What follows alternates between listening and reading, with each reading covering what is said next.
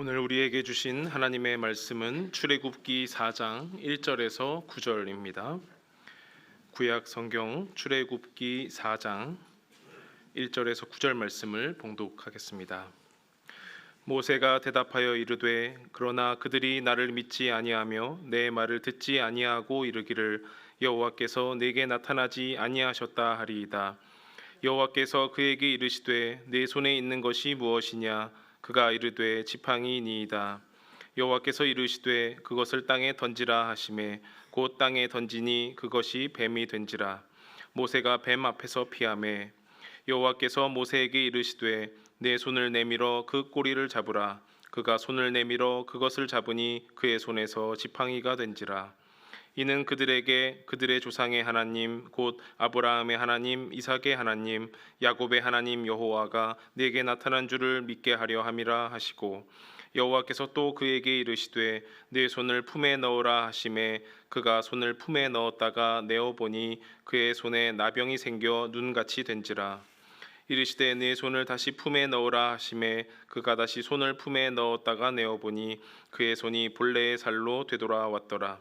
여호와께서 이르시되 만일 그들이 너를 믿지 아니하며 그 처음 표적의 표징을 받지 아니하여도 나중 표적의 표징은 믿으리라. 그들이 이 두 이적을 믿지 아니하며 내 말을 듣지 아니하거든 너는 나일강 물을 조금 떠다가 땅에 부으라. 네가 떠온 나일강 물이 땅에서 피가 되리라. 아멘.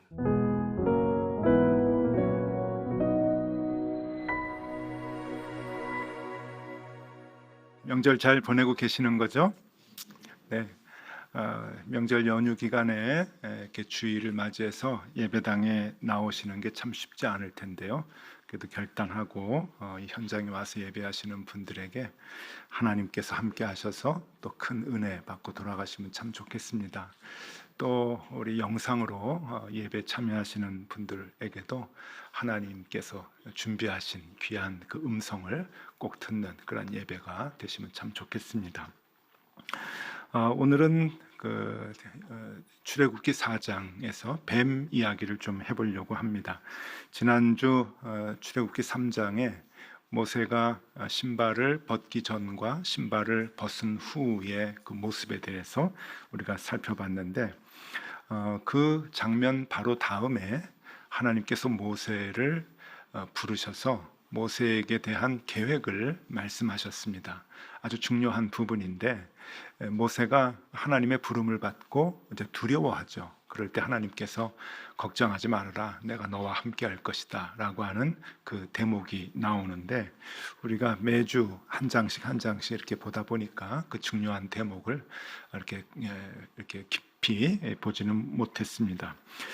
출애굽기 3장 10절에서 12절까지 말씀을 제가 읽어 드리는 것으로 오늘 말씀하고 연결이 되기 때문에 먼저 읽어 드립니다. 하나님께서 모세에게 이렇게 말씀하시네요. 이제 내가 너를 바로에게 보내어 너에게 내 백성 이스라엘 자손을 애굽에서 인도하여 내게 하리라.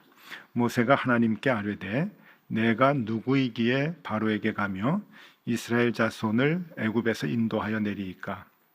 하나님이 이르시되 내가 반드시 너와 함께 있으리라. 내가 그 백성을 애굽에서 인도하여 낸 후에 너희가 이 산에서 하나님을 섬기리니 이것이 내가 너를 보낸 증거니라. 이렇게 이제 부르심이 있었어요. 그리고 난 뒤에 이제 4장으로 넘어옵니다.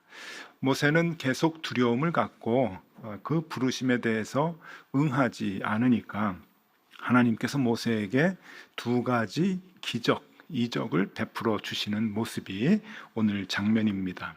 첫 번째가 지팡이가 뱀이 되는 이적을 보여주셨고, 두 번째는 모세의 손에 문둥병, 나병이 생기는 그런 그 이적을 보여주셨습니다.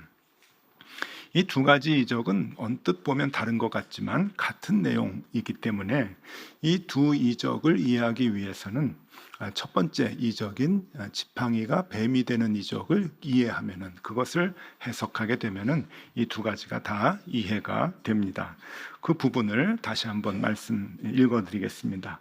오늘 출애굽기 4장 2절에서 4절까지의 말씀입니다.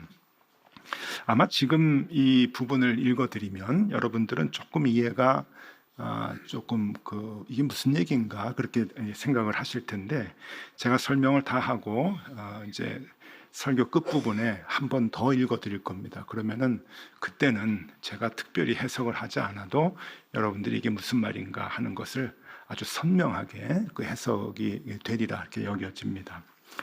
여호와께서 그에게 이르시되 내 손에 있는 것이 무엇이냐? 그가 이르되 지팡이이니이다. 여호와께서 이르시되 그것을 땅에 던지라 하시매 곧 땅에 던지니 그것이 뱀이 된지라. 모세가 뱀 앞에서 피하매 여호와께서 모세에게 이르시되 내 손을 내밀어 그 꼬리를 잡으라. 그가 손을 내밀어 그것을 잡으니 그의 손에서 지팡이가 된지라. 자, 이게 무슨 말인가? 왜 뱀 이야기가 이렇게 또 나오는가 하는 겁니다. 이 모세의 지팡이가 뱀으로 변하게 된 이적에는 깊이 생각해 볼 부분이 하나 있습니다. 이것을 해석하기 위해서는 이제 제일 중요한 것이 하나 있는데, 그것은 이 출애굽기를 언제 기록했느냐 하는 겁니다. 그 기록의 시기가 이 뱀을 해석하는 열쇠가 된다고 하는 겁니다. 여러분, 출애굽기는 성경 공부 조금 하신 분들은, 기본적인 성경 공부 하신 분들은 아시겠지만 창세기, 출애굽기, 레위기, 민수기, 신명기라고 하는 이 특별한 모세오경에 속해 있습니다.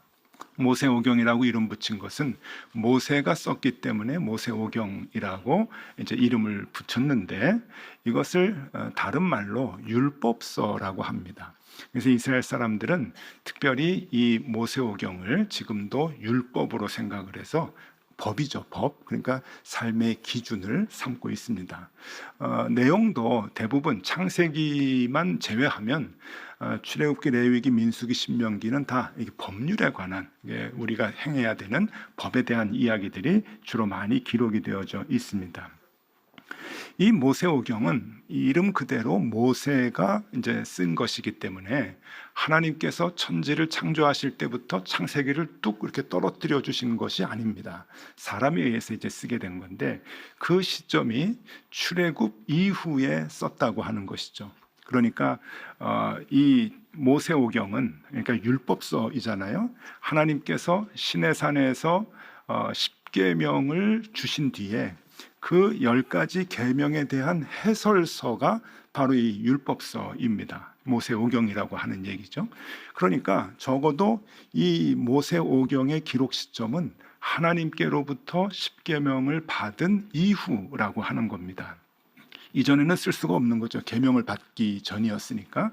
그러니까 출애굽을 해서 시내산에서 십계명을 받은 후부터 기록을 해서 우리 지난달까지 그 신명기 매일 아침에 같이 묵상을 했는데, 신명기 배울 때 신명기는 가나안에 들어가기 바로 직전에 요단강 동편에서 모세가 다시 한번 이스라엘 백성들에게 훈계를 하고 하나님의 말씀을 가르친 것을 기록한 것이 신명기라고 얘기했잖아요. 그러니까 마지막 기록이 신명기입니다. 그러니까 이 40년 동안에 기록을 한 거죠. 이 40년 동안에 언제 창세기를 기록했는지, 언제 출애굽기를 기록했는지는 자세하게 우리가 알 수는 없지만, 이 40년 기간 안에 모세오경, 이 5권의 이 성경을 이 모세가 기록을 했다라고 하는 것이죠. 이 모세오경의 기록의 목적은 여러분 2가지가 있는데, 첫 번째는 이스라엘 백성들이 이제 애굽에서 나와서 새롭게 가나안으로 들어가게 되면 그 가나안에서 지켜야 할 새로운 법을 지금 기록을 해주고 있는 겁니다. 새로운 법을 알려주는 거죠. 이전 그 법으로 살지 말고 새로운 법으로 살아라. 하나님의 법이 새롭게 정해졌다. 삶의 가치관, 기준을 얘기해주고 있는 겁니다. 그게 이제 목적이고요. 또 하나의 목적은 이집트에서 살고 있었던 옛날 생활 방식을 버리게 하기 위함입니다. 너희들이 400년 동안 우리 조상들이 이집트 문화에서, 그 세계의 그 거대한 제국의 가장 발달된 문명의 문화이지 않습니까? 세계의 중심이었는데 거기에서 살아갔던 삶의 방식들을 버리라고 하기 위해서 지금 모세오경을 기록을 해주고 있는 거죠. 그러니까 같은 내용입니다. 너희가 지금까지 살아왔던 가치관, 세계관 다 버려라. 그리고 새로운 세계관, 새로운 가치관, 하나님의 가치관, 하나님의 말씀으로 너희들이 가나안 땅에 들어가서 하나님 나라를 이루면서 살아야 한다라고 하는 목적을 갖고 기록한 것이 모세오경 이야기입니다. 그런데 이 모세오경에 제일 처음에 창세기가 나오고 창세기 이야기 중에서 제일 먼저 나오는 것이 뱀 이야기입니다. 그러니까 창세기에서 첫날, 둘째 날 하나님이 뭘 창조하셨다라고 하면서 이제 그 이야기 처음 이야기가 에덴 동산에서 뱀이 나타나서 아담과 하와를 유혹을 하고 그리고 아담과 하와가 그 뱀의 유혹에 빠져서 하나님과 단절되고 에덴 동산에서 쫓겨나는 이야기가 나오죠. 그러니까 제일 먼저 이야기가 나오는 그 대상이 뱀이라고 하는 겁니다. 우리가 이 모세오경에서 제일 먼저 나오는 그 동물이 왜 뱀인가라고 하는 것을 주목을 해봐야 됩니다. 당시 이스라엘 사람들 그리고 애굽 사람들은 뱀을 어떻게 생각했을까 하는 걸 이제 생각해봐야 되는데, 여러분들은 뱀 어떻게 생각하세요? 뱀 보시면은 조금 기분이 상쾌하지는 않으시죠? 저희 아내는 요 뒷산을 좀 자주 가는 편인데 한 번은 뱀을 본 거예요. 뱀을 한번 보더니 집으로 다시 달려왔습니다.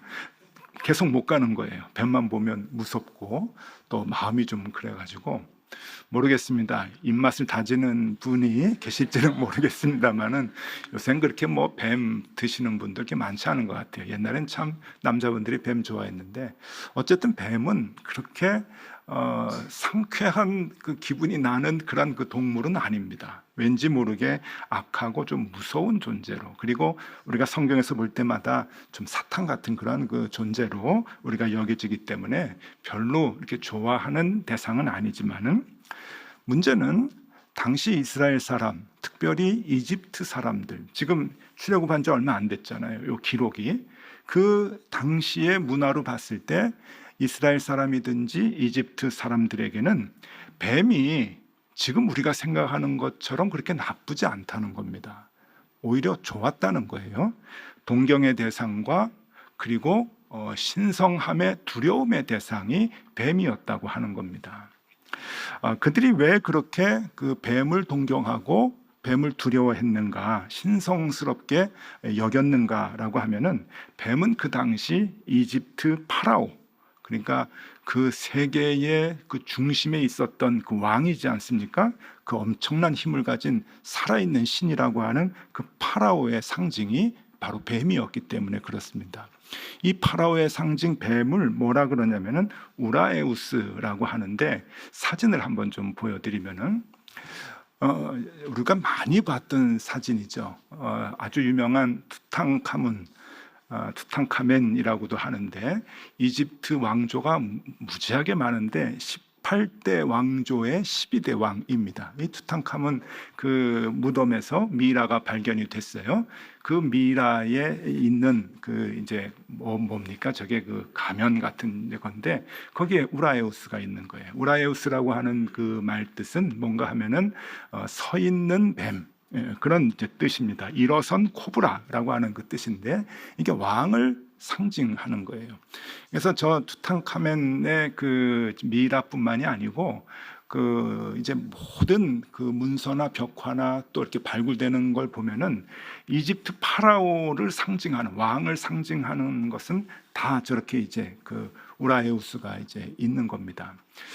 다른 그림을 하나 좀 보여드리면은, 이제 저거는 그 많은 벽화 중에 파라오를 나타내는, 왕을 나타내는 이제 그 벽화인데, 그 위에 이제 태양신이 있습니다. 이집트 사람들이 태양신을 절대적으로 숭배했는데 그것을 라신이라고 합니다. 라이라고도 하고 라라고도 하는데, 이 라신을 섬겼었는데, 이 그 라신이 나중에는 그 이집트의 파라오와 동일시되는 그러한 그 이집트 파라오를 엄청난 태양신 존재로 그렇게 이제 봤던 것이죠. 그런데 그 태양신을 수호하고 있는 그 동물이 바로 이 우라에우스입니다.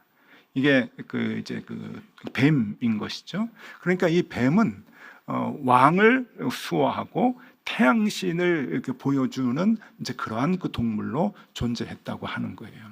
그러니까 이 뱀은 그 동경의 대상이고 그리고 두려움의 대상이었다라고 하는 것이 맞는 말이죠. 왜 그런가 하면은요, 여러분, 이 뱀이 죽은 것 같은데 쭈글쭈글해가지고 죽었는데 허물을 벗고 다시 태어난답니다. 그래서 옛날 사람들이 생각할 때 뱀은 죽지 않는구나, 영생하는구나 라고 하는 생각을 가졌고, 이 뱀은 변신을 잘한다 그래요. 또 땅에 있다가 땅 속에도 들어가고, 그리고 물 위도 막 가고 물 속에도 가고, 어떻게 보면 하늘을 나는 것 같기도 하고, 이제 그래서 모든 곳에 다 존재하는, 그래서 지혜가 있는 동물로 생각을 했다고 합니다. 하늘의 지혜, 태양신의 지혜를 받아서 이 땅에 전해주는 존재로 생각을 해서 이 지혜는 바로 뱀에게서 온다라고 생각을 했다 그래요. 요즘은 뱀이 무슨 지혜롭냐 그렇게 생각하실지 모르겠지만, 여러분, 불과 2000년 전만 해도, 그러니까 예수님 살아계셨을 때만 해도 그 당시 사람들도 뱀을 지혜롭게 생각했던 것 같습니다. 그래서 마태복음 10장 16절에 보면은 예수님께서 이렇게 얘기하시잖아요. 뱀같이 지혜롭고 비둘기같이 순결해라. 그런 얘기를 할 만큼 뱀은 지혜의 대명사라고 그렇게 생각했던 것 같습니다.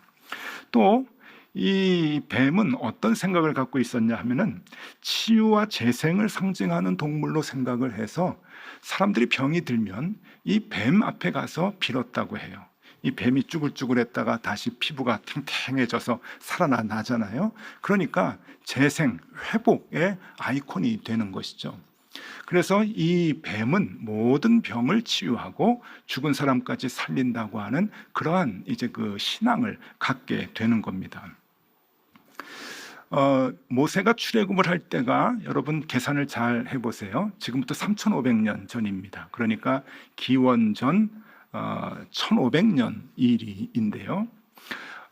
이 이집트 사람들의 문명이 너무 발달해가지고 이것이 이제 세계 많은 나라로 이제 퍼져나가는데 지중해를 건너서 그리스 로마로 가게 됩니다. 여러분, 그리스 로마의 신화를 우리가 알고 있잖아요. 그리스 로마 신화는 주전 1000년 전부터 이야기가 막 여기저기 떠돌던 게 집대성이 돼서 학자들이 얘기하기를 주전 500년 전쯤에 지금 우리가 알고 있는 그리스 로마 신화로 딱 정리가 됐다 그래요. 그러니까 그리스 로마 신화가 정리가 된 시점을 보면은 이 모세가 출애굽을 한 때부터 1000년 이후의 일입니다. 엄청난 그 시간적 차이가 있는 거예요. 그러니까 그 당시에 사람들이 생각하고 있었던 뱀에 대한 생각들이 그리스 로마 신화에 이제 녹아져 들어갔다고 이제 볼 수가 있는 거죠. 대부분 학자들이 이제 그렇게 보게 되는데, 그리스 로마 신화에 보면은 이 의술의 신이 있어요. 사람을 고치는 의술의 신이 있는데 아스클레피오스라고 하는 신입니다.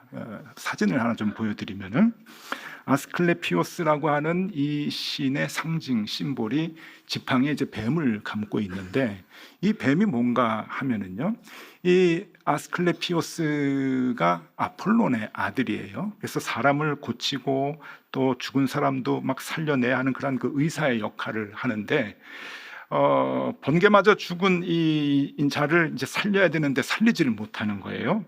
그런데 이 뱀이 한 마리가 이제 들어왔다 그럽니다. 그래서 자기가 갖고 있는 그 몽둥이죠, 작대기를 가지고 뱀을 때려서 이제 죽였는데, 또 다른 뱀이 입에 약초를 하나 물고 이제 들어왔다는 거예요. 그래서 약초를 물고 들어와 가지고는 그 약초를 그 죽은 뱀 입에다가 물렸다는 거예요. 그랬더니 그 뱀이 살아났답니다. 그래서 이 아스클레피오스가 너무 신기해서 그 약초를 죽은 사람 입에다 넣었더니 죽은 사람이 살아났대요. 그래서 이 아스클레피오스는 그 이전에도 명의였지만 그 이후에는 사람을 살리는 이제 의사가 돼가지고 결국은 이 그리스 로마 신화에 보면은 그 의술의 신으로, 의학의 신으로 그렇게 이제 추앙을 받습니다. 그래서 의술, 의학을 하면은 항상 저 상징이 나오죠. 아스클레피오스의 뱀 지팡이가 이제 나오는 거예요. 그래서 다음 사진을 보시면, 세계보건기구에도 저 그 상징이 나오잖아요. 뱀이 있고, 하다못해 여러분들이 길 갈 때 앰뷸런스 지나가면은 앰뷸런스에도 저 뱀이 항상 있습니다. 이게 아스클레피오스의 그 심볼인 뱀 지팡이, 그러니까 사람들이 다 낫게 된다, 회복된다라고 하는 그런 그 의미인 것이죠. 자, 이 우라에우스 뱀을 다시 한번 정리해 드리면, 파라오의 상징 우라에우스는 무엇인가? 세 가지로 정리해 드릴 수가 있는데, 첫 번째는 영생의 상징으로서의 뱀이다. 저 뱀이 그냥 우리가 생각하는 그런 뱀이 아니라 영생을 준다, 죽지 않게 한다 하는 거고, 두 번째는 지혜의 상징으로서의 뱀이다 라고 하는 거예요. 모든 세상의 지혜를 뱀으로부터 얻을 수 있고 뱀이 준다고 하는 거고, 세 번째는 치유의 상징으로서의 뱀입니다. 망가진 삶을 회복시키고 치유하게 되는 것은 이 뱀으로부터 오는 것이다. 그래서 그 영생과 지혜와 치유를 주는 그 뱀이 파라오라고 하는 거예요. 그러니까 파라오 위에 이 우라에우스를 이렇게 상징적으로 붙여놓고 파라오는 그러한 신적인 존재로 생각을 했던 겁니다. 지금 뱀하고 달라요, 여러분. 예. 자, 다시 창세기로 들어가 봅니다.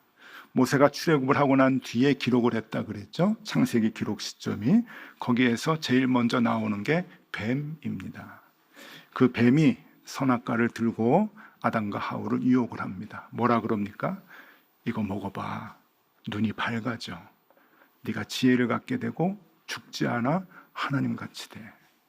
그 얘기예요. 이게 무슨 얘기인가 하면은, 그 당시 사람들은 뱀을 그렇게 생각했다는 거예요. 그래서 모세는 창세기를 기록을 하면서 무엇을 얘기하려고 하냐면은, 이집트에서 있었던 거짓 신앙을 버려버려라 라고 하는 것을 지금 얘기하는 거예요. 너희가 지금까지 믿어왔던 그 뱀을 믿어와서 뱀에게서 구원을 얻고 영생을 얻고 지혜를 얻고 회복을 얻으려고 했던 그 거짓 신앙은 버려라. 그러면서 아주 중요한 말씀을 씁니다. 창세기 3장 1절인데, 그런데 뱀은 여호와 하나님이 지으신 들짐승 중에 가장 간교하니라. 뱀이 여자에게 물어 이르되, 하나님이 참으로 너희에게 모든 동산 모든 나무의 열매를 먹지 말라 하더냐. 우리 많이 읽었던 말씀이죠. 그런데 여기에서 여러분, 제일 중요한 단어가 뭘까요? 제일 중요한 단어는 하나님이 지으신, 이게 제일 중요한 거예요. 뱀이 신이 아니라고 하는 거예요. 그 당시 사람들은 뱀을 다 숭배하고 뱀 앞에 고개를 숙이고 뱀에게서 영생을 달라고 회복을 달라고 빌었지만, 아니다, 뱀도 하나님이 지으신 들짐승 중에 하나다. 창조주가 누구시라고요? 하나님이다. 하나님이 창조주이시다라고 하는 것을 지금 분명하게 얘기해 주고 있는 거예요. 뱀 아니야, 너희들 뱀 쫓아갔지, 뱀 믿었지, 뱀 숭배했지, 뱀을 동경했지. 뱀 하나님이 지으신 피조물에 불과해. 파라오 하나님이 지으신 피조물이야. 뱀의 유혹에 빠지면 하나님과 우리와의 사이가 단절됩니다. 모세는 지금 그것을 우려하고 있는 것이죠. 하나님과 우리의 사이가 단절되면 죽는 거예요. 그러니까 여러분, 뱀의 유혹에 빠지면 죽게 됩니다. 뱀의 유혹이 뭡니까? 이거 먹어봐, 눈 밝아지지. 하나님 말씀 따라가지 마. 나를 따라와야지. 세상의 가치관 따라 살아야지. 그래야 눈이 밝아져. 그래야 하나님처럼 높아져. 다시 모세의 지팡이 이야기로 돌아옵니다. 여러분, 아까 읽었던 말씀을 다시 읽어드립니다. 이제는 여러분들이 이 말씀이 무슨 뜻인지 해석을 하실 수가 있게 됩니다. 다시 읽어드릴게요. 출애굽기 4장 2절에서 4절. 여호와께서 그에게 이르시되, 내 손에 있는 것이 무엇이냐? 그가 이르되, 지팡이이니이다. 여호와께서 이르시되, 그것을 땅에 던지라 하시매 곧 땅에 던지니 그것이 뱀이 된지라. 모세가 뱀 앞에서 피하매 여호와께서 모세에게 이르시되, 내 손을 내밀어 그 꼬리를 잡으라. 그가 손을 내밀어 그것을 잡으니 그의 손에서 지팡이가 된지라. 이제 아시겠죠? 뱀은 무서운 존재가 아니야. 네가 한번 잡아봐. 힘없는 짝대기밖에 안 되지. 힘을 못 쓸 거야. 네가 붙잡아. 하나님의 사람 네가 붙잡아봐. 뱀은 두려움의 존재가 아니야. 힘이 없어. 그냥 막대기가 될 뿐이야 라고 하는 것을 지금 얘기해 줍니다. 또 그 다음 나병도 마찬가지예요. 출애굽기 4장 6절 7절 말씀입니다. 여러분 해석을 해 보십시오. 여러분들이 이해를 이제 하게 되실 겁니다. 여호와께서 또 그에게 이르시되 내 손을 품에 넣으라 하시매 그가 손을 품에 넣었다가 내어보니 그의 손에 나병이 생겨 눈같이 된지라. 이르시되 또 내 손을 다시 품에 넣으라 하시매 그가 다시 손을 품에 넣었다가 내어보니 그의 손이 본래의 살로 되돌아왔더라. 무엇입니까? 우리의 삶의 회복, 망가진 삶의 치유, 뱀이 해주는 거 아니다. 하나님이 하실 수 있다. 우리의 모든 삶의 치유, 몸의 치유, 정신적 치유는 하나님만이 하신다. 하나님의 영역이다 라고 하는 것을 분명히 보여줍니다. 파라오 따라가지 마, 우라에우스 따라가지 마, 뱀 쫓아가지 마, 세상 가치관 따라가지 마. 모든 사람들이 다 그렇게 뱀을 숭배하고 세상을 숭배하고 태양신 숭배하고 파라오 숭배하지만 피조물에 불과해. 사람이 만든 거야. 너는 여호와 하나님을 쫓아 살아라 라고 말씀하고 계십니다. 이집트 시대의 사람들이 태양신 파라오, 뱀을 의지하여 지혜와 생명을 구했다고 한다면 광야에서는 이스라엘 사람들이 금송아지를 하나님으로 여겨 생명을 구했었습니다. 또 가나안 땅에서는 사람들이 풍요의 신 바알을 의지하여 풍요와 생명을 구했습니다. 그리고 오늘날에도 이름만 바뀌었지 사람들은 여전히 뱀과 금송아지와 바알을 섬기고 있습니다. 뭘까요? 오늘날에는 돈이죠. 돈입니다. 여전히 사탄은 선악과인 돈을 들고 우리에게 옵니다. 돈을 먹어봐, 가져봐. 그래야 사람 대접받아. 그래야 지혜가 생기지. 그래야 오래 산다. 그래야 네가 삶을 넉넉하게 누릴 수 있어. 눈이 밝아져. 하나님같이 돼. 라고 유혹을 합니다. 여러분 매일매일 오는 유혹이에요. 창세기 시작할 때부터 천지 창조의 이야기부터 지금까지 똑같이 반복되는 이야기입니다. 여러분 저에게도 마찬가지예요. 저에게도 매일매일 뱀이 돈을 들고 옵니다. 돈 있어야지. 야, 목사가 목회만 해가지고 되겠어? 너도 가족이 있고 자녀가 있지. 또 노후에는 어떻게 할 거야? 자꾸 돈이 유혹이 돼요, 여러분. 근데 여러분 돈으로 사는 게 아니잖아요. 얼굴이 바뀌고 이름이 바뀌고 가면이 바뀌어가지고 옛날 파라오의 그 뱀은, 금송아지는, 바알신은 오늘날 돈으로 변해서 우리에게 다가오지만 여러분 우리는 그 유혹을 이겨낼 수 있어야 됩니다. 나의 생명의 근원은 여호와 하나님이다. 여호와 하나님이다. 창세기 3장 4절 5절 말씀입니다. 뱀이 여자에게 이르되 너희가 결코 죽지 아니하리라. 이거 먹어봐 죽지 않아. 너희가 그것을 먹는 날에는 눈이 밝아져 하나님과 같이 되어 선악을 알 줄 하나님이 아심이니라. 요즘 사람들 돈이 있으면 죽지 않는다 생각을 합니다. 눈이 밝아진다 생각해요. 인간답게 산다고 생각하고 풍요롭게 산다고 생각을 해서 모든 삶의 문제를 돈으로 풀려고 합니다. 오늘날의 뱀이죠. 뱀. 여러분 우리에게는 주님께서 주신 막대기가 있습니다. 지팡이 믿음이라고 볼 수가 있죠. 힘이 없는 것 같고 아무 쓸모 없는 것 같지만 여러분 세상의 도전들을 다 이겨낼 수 있는 지팡이입니다. 하나님은 우리에게 그 믿음을 주셨습니다. 그리고 그 지팡이를 짚고 우리가 살아갈 때 영생과 지혜와 회복의 삶을 누릴 수 있도록 하나님께서는 우리에게 그 지팡이를 통해서 날마다 새 힘을 불어넣어 주십니다. 자, 선택은 여러분들이 하세요. 저는 문제 제기만 해드렸으니까 결국 선택은, 삶의 선택은 여러분들이고 여러분들의 인생은 여러분들이 책임지는 겁니다.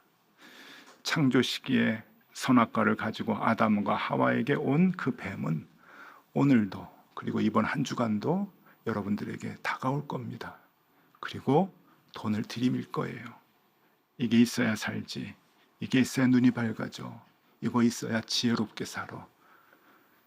그 도전에서 이번 한 주간도 능히 여러분들이 다 이겨내실 수 있기를 바랍니다. 우리를 이끄시고 우리에게 영생을 주시고 지혜를 주시고 그리고 치유해 주시는 분은 여호와 하나님이시다. 그 믿음을 갖고 우리가 승리하실 수 있기를 바랍니다. 기도하겠습니다. 주님, 오늘도 선악과를 들고 우리에게 다가오는 뱀이 너무 많습니다. 우리의 삶을 안전하게 해줄 수 있다고 하는 돈의 유혹, 우리의 눈을 제대로 뜨게 해줄 수 있다고 하는 그 세상의 유혹들을 단호히 믿음으로 거부하게 하여 주시옵소서. 세상의 헛된 신을 내려놓게 하여 주시고 다시 창조주 하나님의 말씀대로 우리가 살아가게 하여 주시옵소서. 예수 그리스도 이름으로 기도드리옵나이다. 아멘.